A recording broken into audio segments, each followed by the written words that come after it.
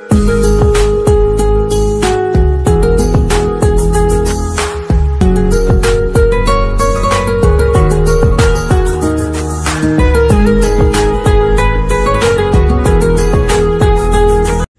everyone, welcome to Access Events classes. Today we shall discuss about our topic light about mirror part 2. So friends, watch this video completely because all questions are very important in it. Friends, यदि आपको ये video helpful लगे तो please like, subscribe and share ज़रूर करें। तो चलिए friends, प्रश्न नंबर 1 देखते हैं। एफ फोकल डिस्टेंस वाले उत्तल दर्पण द्वारा बने प्रतिबिंब का आकार वस्तु के आकार से 1/n गुना है। वस्तु की दर्पण से डिस्टेंस होगी। तो ये 1/n क्या है? ये होता है m, जो होता है आवर्धन, और ये पॉजिटिव होगा क्योंकि ये उत्तल दर्पण की बात हो रही है।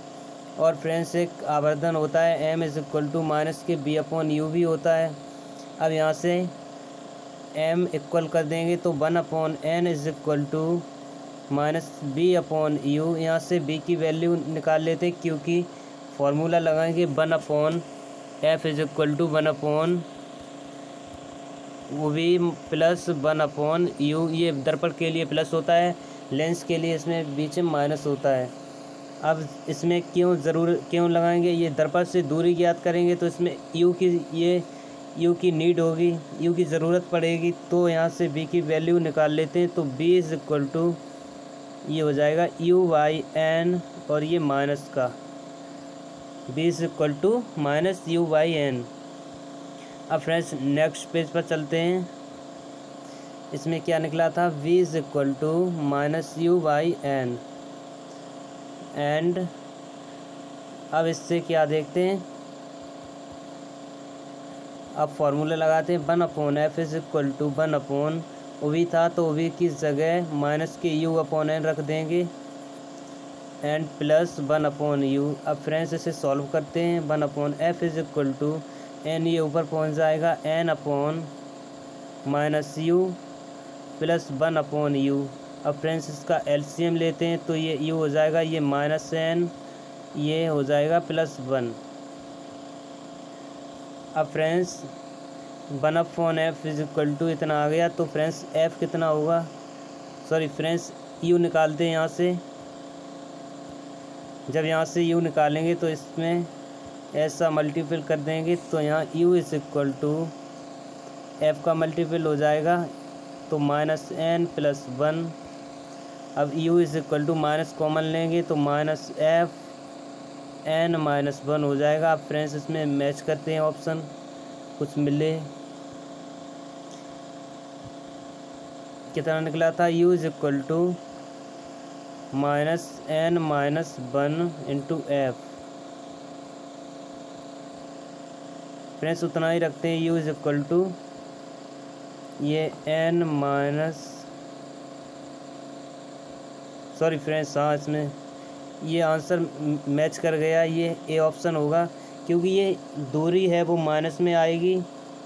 जो दोनों दर्पणों के लिए उत्तल या अवतल हो उसके लिए दूरी हमेशा माइनस में रहती है, डिस्टेंस ये। तो इसका आंसर ए हो जाएगा n - 1 × f।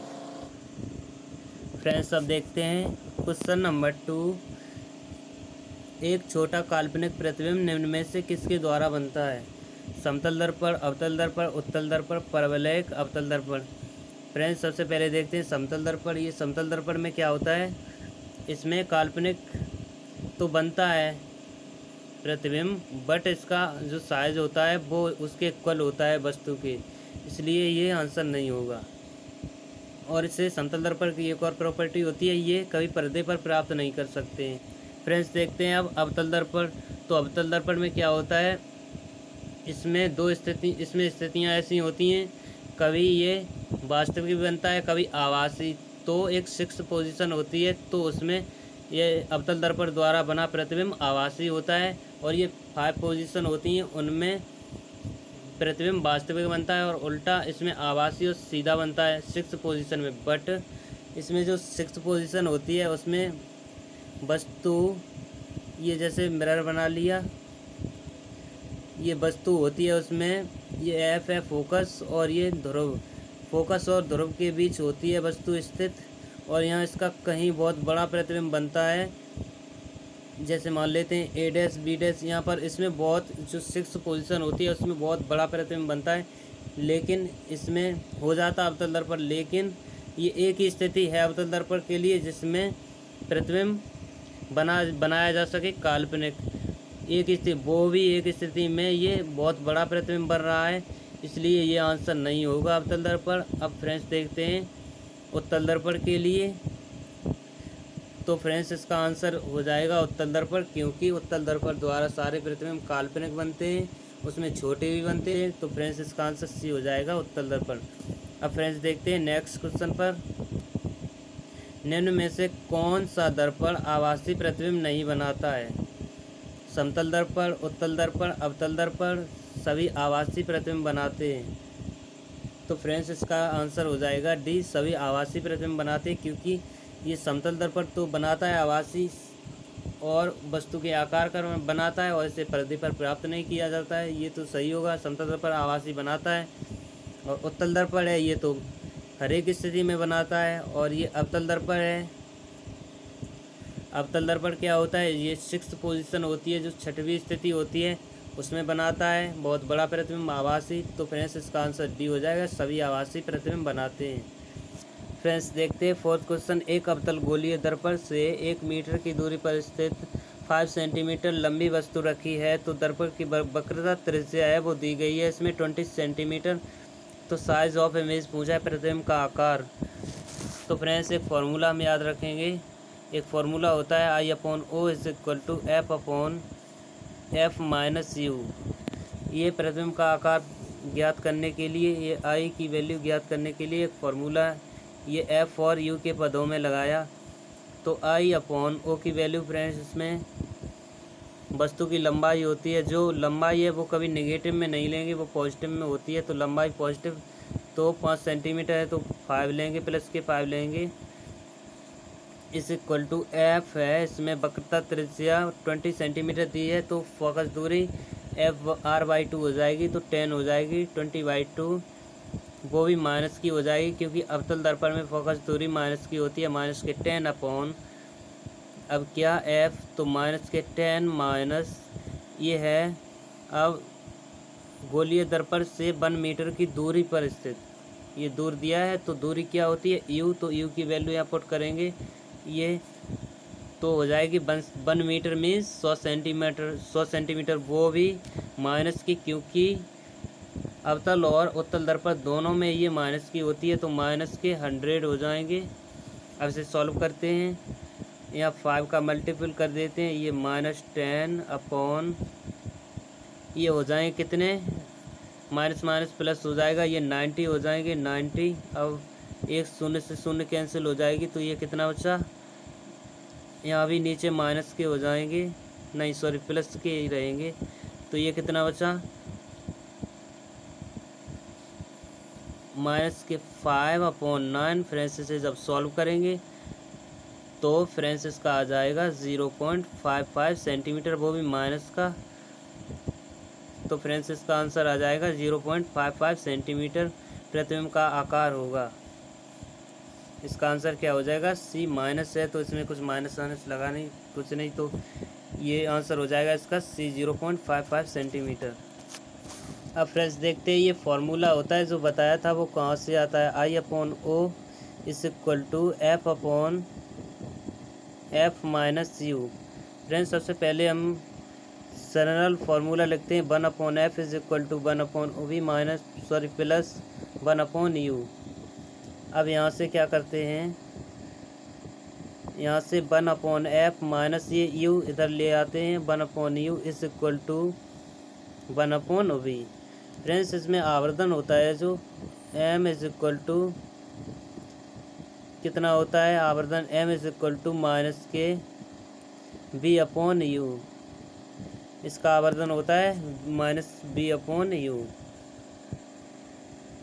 अब इसका यूज़ होगा फ्रेंड्स, अब देखेंगे फ्रेंड्स, अब इसमें आवर्धन होता है ये -B/U हो जाएगा। तो अब इसमें वैल्यू पुट करेंगे कहाँ पर, ये b की वैल्यू है वो u और m के पदों में पुट करेंगे तो b is equal to minus m u हो जाएगा। अब यहाँ सॉल्व करते हैं, u minus f upon f u is equal to one upon b means minus m u. यहाँ u से u कैंसिल हो जाएगा, ये u है, u से u कैंसिल हो गया। अब ये रिमेन पार्ट कितना है, u माइनस एफ अपॉन ये कितना बचा, f is equal to minus one upon m। अब ये इतना बचा। अब इसमें फ्रेंड्स देखते हैं क्या निकालना है, सॉरी वो क्या निकाला था, वो फॉर्मूला था m निकालेंगे तो यहाँ पर कितना हो जाएगा, m इज इक्वल टू ये इसमें मल्टीपल हो जाएगा माइनस एफ अपॉन ये नीचे आ जाएगा माइनस, इसमें माइनस भी कॉमन ले लेंगे तो माइनस ये हो जाएगा f माइनस यू। फ्रेंड्स इसमें माइनस से माइनस कैंसिल हो जाएगा। अब फ्रेंड्स ये कितना बचेगा, m is equal to f upon f minus u. अब फ्रेंड्स ये f होता है, ये i अपॉन ओ भी होता है और माइनस v अपॉन यू भी होता है। तो फ्रेंड्स m की जगह लिख सकते हैं i upon o is equal to f upon f minus u. तो फ्रेंड्स ये प्रूफ हो गया फार्मूला, ये याद रखेंगे, इससे बहुत सारे क्वेश्चन होने वाले हैं। i upon o is equal to f upon f minus u. Friends उम्मीद करता हूँ समझ में आया होगा। अब चलते हैं नेक्स्ट क्वेश्चन पर। फ्रेंड्स अब देखते हैं क्वेश्चन नंबर 5। एक अवतल दर्पण की फोकस दूरी 50 सेंटीमीटर है। एक वस्तु को रखा जाए कि उसका प्रतिबिंब उल्टा वास्तविक दुगने आकार का बने। तो दुगने आकार का बनेगा तो यहाँ फ्रेंड्स m पूछा है, जो m दिया गया है m इज इक्वल टू 2, वो भी माइनस का होगा क्योंकि अवतल दर्पण है, उसमें m इज इक्वल टू -2 होगा। तो फ्रेंड्स देखते हैं फार्मूला वही लगाते हैं जो अभी प्रूफ किया था, -2 इज इक्वल टू f कितना है इसमें 50 सेंटीमीटर जो कि माइनस का हो जाएगा, अवतल दर्पण है, अपॉन -50 माइनस ये कितना u हो जाएगा। अब इसमें मल्टीपल कर देते हैं, ये 100 हो जाएंगे, माइनस माइनस प्लस हो जाएगा, -2u इज इक्वल टू -50। अब फ्रेंड्स देखते हैं u की वैल्यू यहाँ से निकालेंगे तो u हो जाएगा 150/2। तो फ्रेंड्स इसका आंसर क्या हो जाएगा 75। u की वैल्यू कितनी आ गई 75। तो फ्रेंड्स इसका आंसर ए हो जाएगा 75 सेंटीमीटर। फ्रेंड्स अब देखते हैं 6 क्वेश्चन। 25 सेंटीमीटर वक्रता त्रिज्या वाले एक उत्तल दर्पण से 7.5 सेंटीमीटर के आकार की एक वस्तु 40 सेंटीमीटर की दूरी पर रखी जाती है तो वस्तु का आकार होगा। तो फ्रेंड्स वही फॉर्मूला लगाते हैं, i upon o is equal to f upon f minus u. i upon o friends दिया है 7.5 इस इक्वल टू ये कितना होगा, इसमें ये 25 सेंटीमीटर वक्रता त्रिज्या है तो फोकस दूरी कितनी हो जाएगी 25/2, क्योंकि फोकस दूरी वक्रता त्रिज्या की आधी होती है 25/2 अपॉन। अब प्रतिबिंब का आकार होगा, ये 40 सेंटीमीटर की दूरी पर वस्तु रखी जाए तो यहाँ f यहाँ रख लेते हैं, f की जगह 25/2। अब माइनस जो u है तो u की वैल्यू इसमें दी है 40 सेंटीमीटर तो u भी हो जाएगी तो -40 सेंटीमीटर। अब इसे फ्रेंड्स सॉल्व करते हैं, i upon 7.5 is equal to 25/2। Friends solve कर लेना, इसका आंसर आ जाएगा, ये बहुत टाइम लगेगा तो i इज इक्वल टू हो जाएगा फ्रेंड्स, इसका आंसर होगा 1.78 सेंटीमीटर। फ्रेंड्स इसका आंसर आ जाएगा बी 1.78 सेंटीमीटर। अब देखते हैं नेक्स्ट क्वेश्चन। निम्न में से किसका दृष्टि क्षेत्र मैक्सिमम होता है। तो फ्रेंड्स दृष्टि क्षेत्र किसका मैक्सिमम होता है, ये वेरी वेरी इम्पोर्टेंट है, जिसे ज़्यादा देख सकते हैं जो दृष्टि क्षेत्र होता है। तो फ्रेंड्स इसका होता है उत्तल दर्पण का, ये याद रखना उत्तल दर्पण का। फ्रेंड्स अब देखते हैं प्रश्न नंबर 9, उत्तल दर्पण द्वारा बने वस्तु का प्रतिबिंब होता है। तो फ्रेंड्स ये सिंपल सी बात है, ये होता है आभासी प्रतिबिंब। तो उत्तल दर्पण द्वारा बना प्रतिबिंब कैसा होता है? आभासी। ये हमेशा हर एक स्थिति में आभासी होता है। और आभासी अवतल दर्पण भी द्वारा होता है, वो 6 पोजीशन होती है जिसमें प्रतिबिंब बहुत बड़ा बनता है। तो फ्रेंड्स इसका इससे मतलब है, इसका आंसर हो जाएगा ये आभासी प्रतिबिंब। अब फ्रेंड्स देखते हैं 10th क्वेश्चन। यदि एक अवतल दर्पण के फोकस से x1 दूरी पर स्थित वस्तु का प्रतिबिंब फोकस से x2 दूरी पर बनता है तो दर्पण की फोकल डिस्टेंस होगी। तो फ्रेंड्स ये न्यूटन का फॉर्मूला होता है जो होता है F √x1 x2। तो फ्रेंड्स इसका आंसर हो जाएगा, ये रट लेना, बी आंसर हो जाएगा √x1 x2, ये याद कर लेना। अब फ्रेंड्स चलते हैं 11, देखते हैं क्या बोला है। एक उत्तल दर्पण द्वारा एक वस्तु का प्रतिबिंब बनाना है, निम्न में से कौन सा रॉन्ग है? प्रतिबिंब दर्पण के ध्रुव व फोकस के बीच होगा, प्रतिबिंब आकार में छोटा होगा, प्रतिबिंब सीधा होगा, प्रतिबिंब वास्तविक होगा। तो फ्रेंड्स इसका आंसर हो जाएगा प्रतिबिंब वास्तविक होगा। एक उत्तल दर्पण द्वारा एक वस्तु का प्रतिबिंब बनाना है, तो उसमें गलत ऑप्शन जो रॉन्ग है, तो फर्स्ट देख लेते हैं।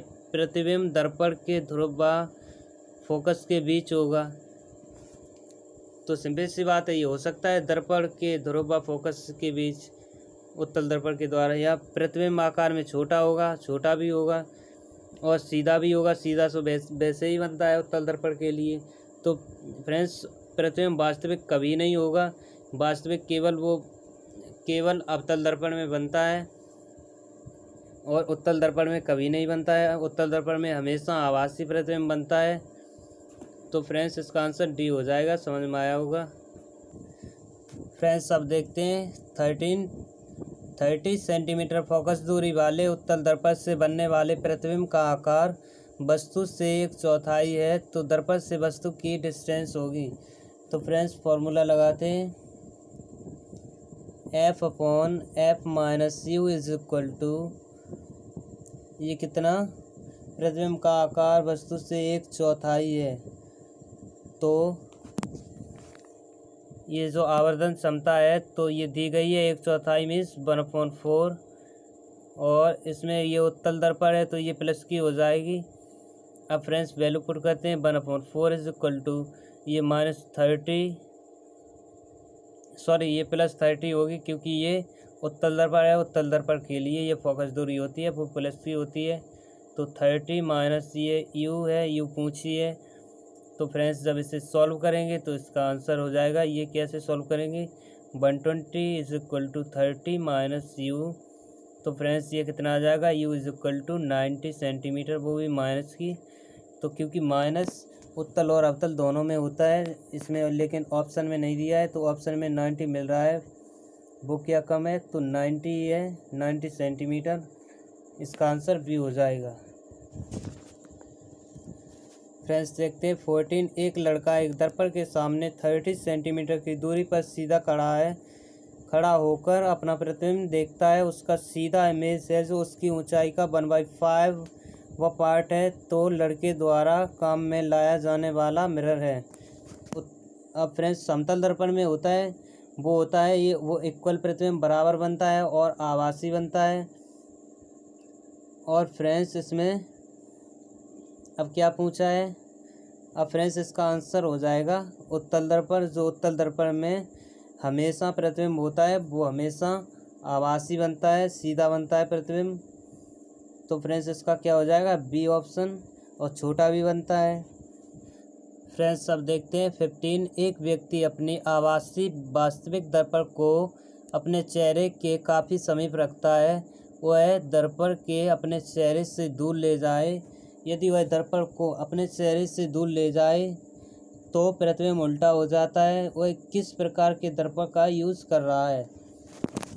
तो फ्रेंड्स समतल दर्पण एवं उत्तल दर्पण ये सदैव सीधे प्रतिबिंब बनाते हैं, और इसमें क्या हो रहा है, प्रतिबिंब उल्टा हो जाता है। तो फ्रेंड्स उल्टा तो किस में होगा, अवतल दर्पण में, सिंपल सी बात है। तो इसका आंसर फ्रेंड्स हो जाएगा अवतल दर्पण, क्योंकि अवतल दर्पण हमेशा एक स्थिति में केवल सीधा बनाता है, वो भी बहुत बड़ा बनाता है, और इसमें अवतल दर्पण ही इसका आंसर हो जाएगा। समतल दर्पण में तो आभासी बनता है, बट इसमें क्या है, आभासी और सीधा बनता है, और उत्तल दर्पण में भी सीधा बनता है। तो इसमें प्रतिबिंब दे रहा उल्टा, तो इसका आंसर हो जाएगा अवतल दर्पण। फ्रेंड्स देखते हैं अब 16 क्वेश्चन। निम्नलिखित कथनों में कौन सा सत्य है? अवतल लेंस के मुख्य फोकस पर स्थित वस्तु का प्रतिबिंब अनंत पर बनता है। अवतल दर्पण द्वारा छोटा व आभासी प्रतिबिंब प्राप्त होता है। बिंदु स्रोत से आने वाली किरणों को उत्तल दर्पण समांतर किरण में बदल देती है। समतल दर्पण में बने आभासी प्रतिबिंब का फोटोग्राफ लिया जा सकता है। फ्रेंड्स देखते हैं कौन सा सत्य है। अवतल लेंस के मुख्य फोकस पर स्थित वस्तु का प्रतिबिंब अनंत पर बनता है, ये तो नहीं बनता है। अवतल दर्पण द्वारा छोटा व आभासी प्रतिबिंब बनता है।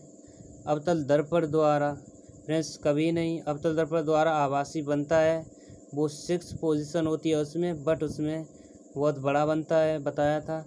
अब फ्रेंड्स ये भी नहीं होगा। सी, बिंदु स्रोत से आने वाली किरणों को उत्तल दर्पण समानांतर किरणों में बदल देता है, ये बिल्कुल नहीं। तो फ्रेंड्स इसका बचा क्या आंसर? डी हो जाएगा। समतल दर्पण में बने आभासी प्रतिबिंब का फोटोग्राफ लिया जा सकता है। फ्रेंड्स पीछे बताया था कि समतल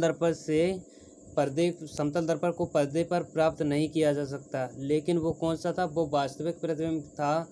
वास्तविक प्रतिबिंब के लिए हम पर्दे पर प्राप्त नहीं कर सकते वास्तविक प्रतिबिंब को, बट आभासी जो इमेज होती है, आभासी प्रतिबिंब को हम पर्दे पर प्राप्त कर सकते हैं, उसका फोटोग्राफ ले सकते हैं। तो फ्रेंड्स इसका डी हो जाएगा, बिल्कुल ले सकते हैं, आभासी प्रतिबिंब के लिए फोटोग्राफ लिया जा सकता है। तो फ्रेंड्स अब देखते हैं 17। रेखीय आवर्धन m, वस्तु की दूरी u, प्रतिबिंब दूरी v तथा फोकस दूरी f में रिलेशन होता है। तो फ्रेंड्स बताया था m = f/f-u। फ्रेंड्स इसका आंसर बी हो जाएगा। अब फ्रेंड्स देखते हैं 18 is very important for navy. ये फ्रेंड्स नेवी में 2 टाइम्स आ चुका है। तो फ्रेंड्स देख लेते, सड़कों पर लगे विद्युत बल्बों के प्रकाश को परावर्तित करने के लिए निम्न में कौन से दर्पण का यूज़ किया जाता है?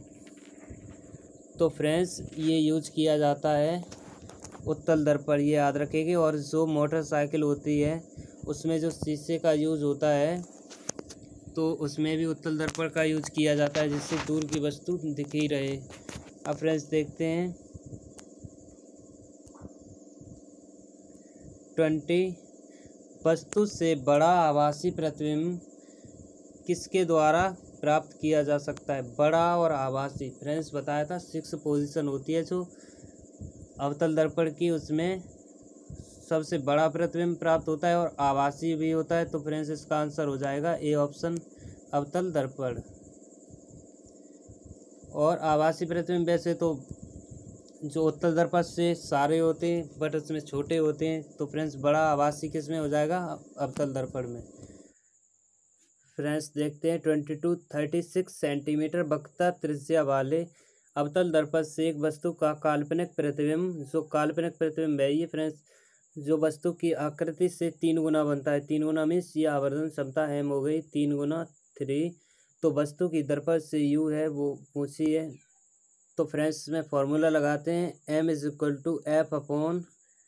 f/f-u। तो वैल्यू पुट करते हैं।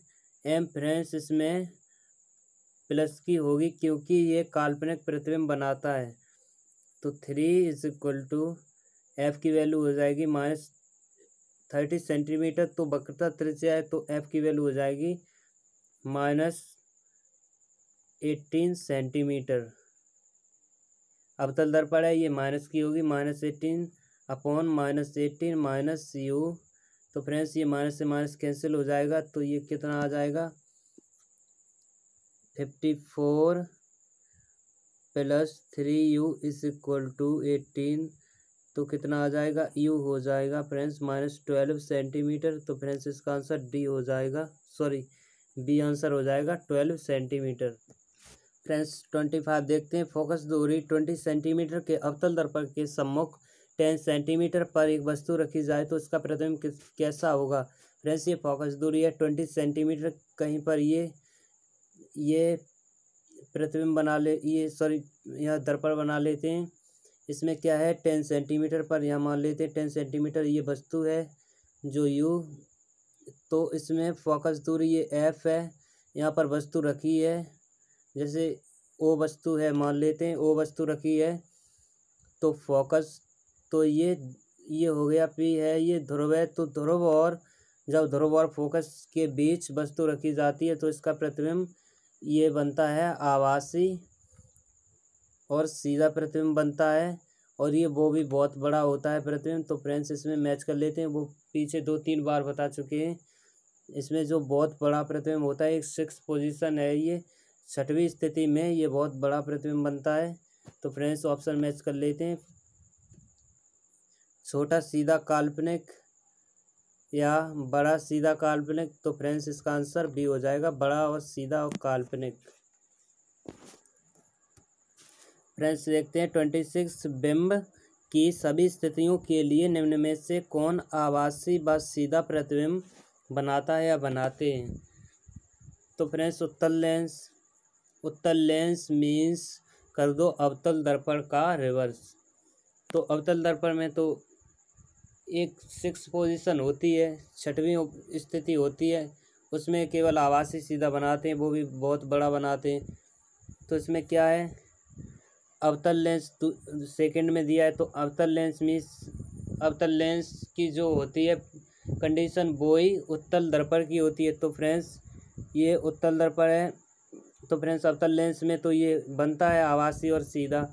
और फ्रेंड्स उत्तल दर्पण है, इसमें भी बनता है, अभी बताया था। उत्तल दर्पण में हर एक स्थिति में और अवतल दर्पण में हर एक पोजीशन में, हर एक स्थिति में ये सीधा और आभासी प्रतिबिंब बनाते हैं। तो फ्रेंड्स इसका आंसर बी सी भी हो जाएगा, बी भी हो जाएगा। 2 आंसर बी, सी। फ्रेंड्स उम्मीद करता हूँ समझ में आया होगा।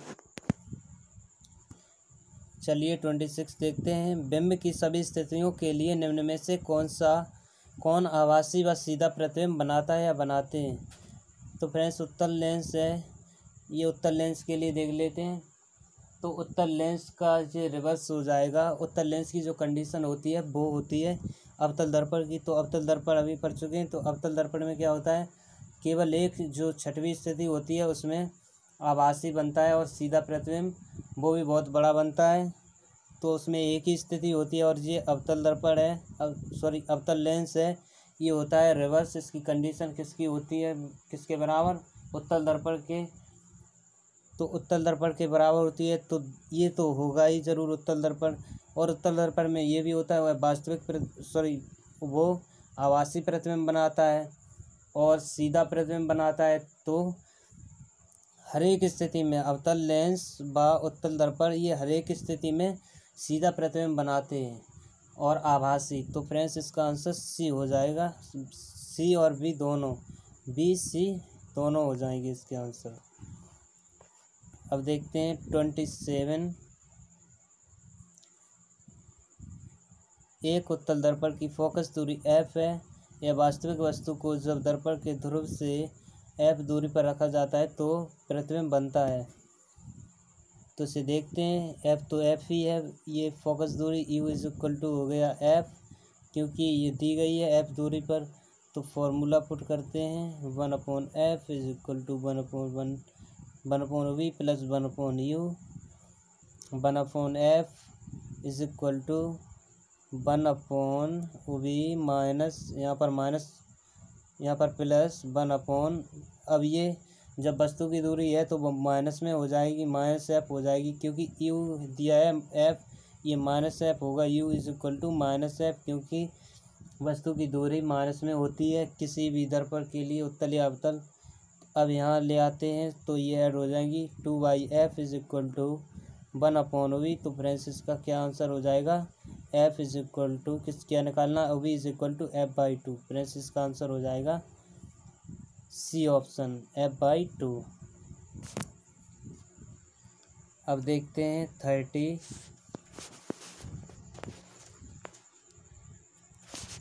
30 में बोला है, एक अवतल दर्पण के सामने 20 सेंटीमीटर की दूरी पर रखी वस्तु को 3 गुना प्रतिबिंब मिलता है तो प्रतिबिंब की फोकस दूरी होगी। तो 3 गुना, तो m इज इक्वल टू -3, क्योंकि अवतल दर्पण है और प्रतिबिंब भी वास्तविक बन रहा है।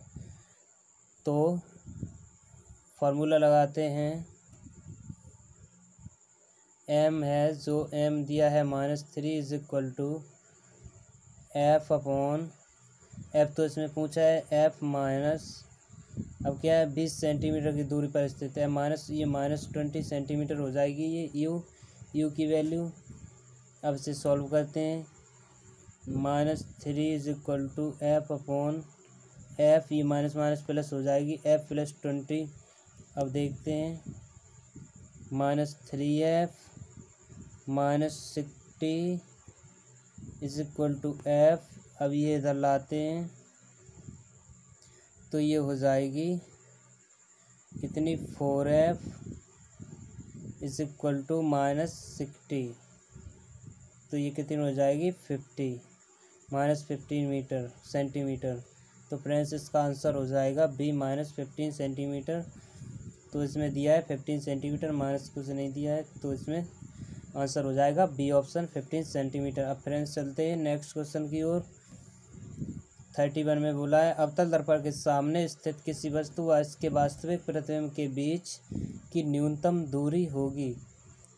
फ्रेंड्स न्यूनतम दूरी पूछी है, तो जब वस्तु वक्रता केंद्र पर रखी जाती है, एक ऐसी भी स्थिति होती है जहाँ वस्तु वक्रता केंद्र पर रखी जाती है, तो जब वक्रता केंद्र पर रखी जाती है तो उसका प्रतिबिंब वक्रता केंद्र पर ही बनता है। तो प्रतिबिंब जब वहीं पर बनेगा उसी पॉइंट पर, तो उसमें डिस्टेंस न्यूनतम होगी, वो भी डिस्टेंस है वो 0 के बराबर होती है। तो फ्रेंड्स इसका आंसर डी हो जाएगा। ये इम्पोर्टेंट है फ्रेंड्स।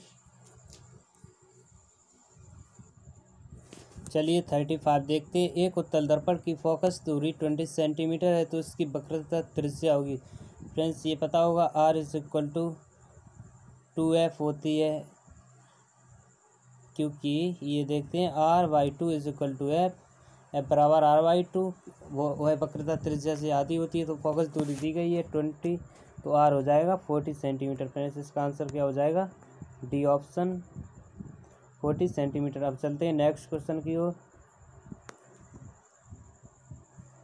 एक 15 सेंटीमीटर फोकस दूरी वाले अवतल दर्पण के द्वारा बने प्रतिबिंब की रेखीय विमाएं वस्तु की रेखीय विमाओं से दुगनी है। यदि प्रतिबिंब आभासी है तो वस्तु की स्थिति होगी। अब इसे देख लेते हैं। 36 क्या है, 15 सेंटीमीटर इसमें क्या दिया है, फोकस दूरी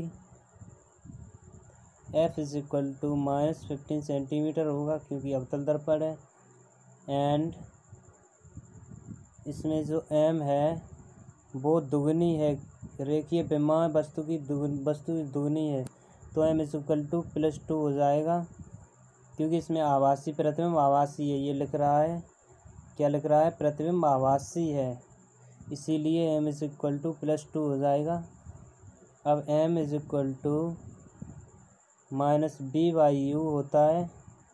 एंड अब इससे तो यहाँ पर 2 रख लेते हैं, 2 इज इक्वल टू b/u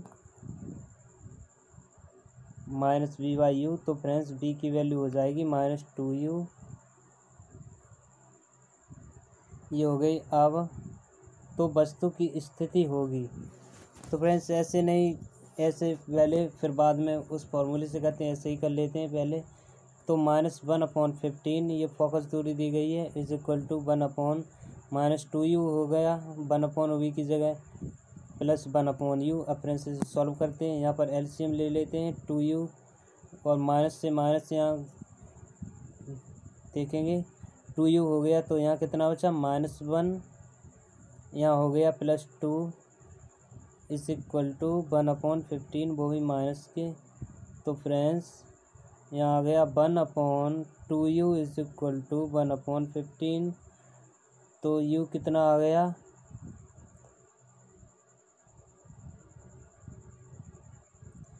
तो u कितना हो गया, 15 में 2 से डिवाइड करेंगे तो हो गया 7.5 सेंटीमीटर। तो फ्रेंड्स इसका आंसर हो जाएगा बी ऑप्शन 7.5 सेंटीमीटर। अब फ्रेंड्स चलते हैं नेक्स्ट क्वेश्चन की ओर। वास्तविक वस्तु के लिए निम्न में से कौन वास्तविक प्रतिबिंब बना सकता है? तो 39 में वास्तविक प्रतिबिंब कौन बना सकता है वास्तविक वस्तु के लिए? तो फ्रेंड्स ये जो समतल दर्पण होता है वो तो आभासी बनाता है, सीधा बनाता है। और ये समतल दर्पण की और प्रॉपर्टीज होती है, जो समतल दर्पण है उससे जो प्रतिबिंब बनता है उसे पर्दे पर प्राप्त वास्तविक प्रतिबिंब होगा तो उसे पर्दे पर प्राप्त नहीं कर सकते। यदि आभासी प्रतिबिंब होगा तो उसका फोटोग्राफ ले सकते हैं और पर्दे पर प्राप्त कर सकते हैं। अब फ्रेंड्स ये होगा आंसर हो जाएगा अवतल लेंस नहीं होगा, ये होगा अवतल दर्पण। इसका आंसर अवतल दर्पण होगा, क्योंकि इसमें वास्तविक प्रतिबिंब हम प्राप्त कर सकते हैं। और ये उत्तल दर्पण तो बिल्कुल नहीं होगा, उत्तल दर्पण में हमेशा यह आभासी प्रतिबिंब प्राप्त होता है। अवतल दर्पण में एक बार हो भी जाता है आभासी, वो भी बहुत बड़ा प्रतिबिंब बनता है। तो फ्रेंड्स इसका आंसर क्या हो जाएगा? डी। इसमें पूछा गया है वास्तविक के लिए कौन सा वास्तविक प्रतिबिंब बना सकता है। वास्तविक की पूछा है तो अवतल दर्पण बना सकता है वास्तविक प्रतिबिंब। फ्रेंड्स देखते हैं 40 एक फोकस दूरी वाले अवतल दर्पण की मुख्य अक्ष से 6 सेंटीमीटर लंबी वस्तु 4f दूरी पर रखी जाती है तो प्रतिबिंब की लंबाई होगी। तो friends m is equal to i upon o is equal to f upon f minus u से देखते हैं। तो प्रतिबिंब की लंबाई आई पूछी है, आई अपॉन ये है 6 सेंटीमीटर लंबी वस्तु, तो हो जाएगी 6 इज इक्वल टू ये 4f दूरी पर रखी जाती है तो क्या है 6 सेंटीमीटर लंबी वस्तु 4f दूरी पर रखी जाती है। तो दूरी है u की वैल्यू कितनी हो गई 4f और f तो वैसे ही है f फोकस दूरी, तो f यहाँ पर रख देंगे f अपॉन f माइनस यहाँ पर फ्रेंड्स माइनस f रखेंगे, f की जगह माइनस f, या क्या रखेंगे f की जगह माइनस f, क्योंकि अवतल दर्पण की फोकस दूरी माइनस में होती है। तो पूछा इसमें है जब प्रतिबिंब की लंबाई, तो आई निकालते हैं, वो माइनस में आए या प्लस में आए वो उससे कुछ नहीं लेना देना, बट इसमें f की वैल्यू माइनस f रखेंगे। यदि इसमें फोकस दूरी पूछते तो f की वैल्यू माइनस f नहीं रखते, क्योंकि वो आंसर में f की वैल्यू नेगेटिव आती। अब फ्रेंड्स इसमें भी यहाँ पर भी माइनस कर देंगे। अब माइनस फिर माइनस होगा तो u की वैल्यू हो जाएगी फिर ये माइनस 4f। फ्रेंड्स अब इसे सॉल्व करेंगे, क्या हो जाएगा i by 6 is equal to minus f upon minus f plus 4f। ये हो गया, ये माइनस एफ प्लस 4f ये कितने हो जाएंगे 3f हो जाएंगे, तो यहाँ पर लिख देते हैं 3f। अब f से f भी कैंसिल हो जाएगा, ये 3 2 जा 6, तो आई इज इक्वल टू ये आ गई -2 सेंटीमीटर। तो फ्रेंड्स इसका आंसर हो जाएगा ए ऑप्शन 2 सेंटीमीटर। अब फ्रेंड्स देखते हैं 41। फ्रेंड्स देखते हैं 41 एक अवतल दर्पण की अभिसारता घटाई जा सकती है तो निम्न में डुबोकर, फ्रेंड्स बिल्कुल नहीं, जल में डुबोकर ना ऑयल में डुबोएंगे ना दोनों में, ये फ्रेंड्स होगा इसका आंसर डी। इसमें पॉलिश भले ही कर सकते हैं, पॉलिश कर कर इसकी चमक बढ़ाई जा सकती है तो इसकी अभिसारता घटाई जा सकती है। तो फ्रेंड्स इसका आंसर हो जाएगा डी, इनमें से कोई नहीं, ये जलल में डालकर कुछ नहीं। फ्रेंड्स अब देखते हैं 44 एंड आज का लास्ट क्वेश्चन। फोकस दूरी f वायु में वाले एक अवतल दर्पण को जल में डुबो दिया जाता है तब जल में इसकी फोकस दूरी होगी। फ्रेंड्स अभी बताया था, क्योंकि यह जल में यदि इसे डुबो दिया जाए तो इसकी फोकस दूरी नो चेंज होती है। तो फ्रेंड्स इसका आंसर ये हो जाएगा एफ। फ्रेंड्स उम्मीद करता हूँ समझ में आया होगा। तो फ्रेंड्स यहीं पर आज स्टॉप देते हैं। और फ्रेंड्स मैंने कुछ क्वेश्चन एलिमिनेट इसमें कर दिए हैं तो वो एग्ज़ाम की दृष्टि से ज़्यादा इम्पोर्टेंट नहीं है। जो आए एग्ज़ाम में वही पढ़ो, फालतू की चीज़ों से कुछ नहीं होने वाला। तो फ्रेंड्स अब मिलते हैं नेक्स्ट वीडियो में। जय हिंद।